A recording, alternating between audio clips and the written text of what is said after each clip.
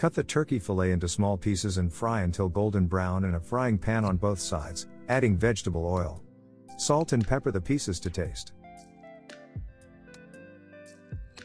Pour filtered water into a saucepan with chickpeas and cook until tender, about 40 minutes. We send the onion cut into small cubes to the cooked chickpeas, add a pinch of cumin, salt, pepper and mix to taste.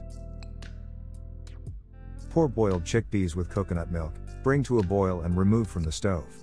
We put the side dish, turkey slices on a plate, decorate the dish with green onion feathers and serve it on the table.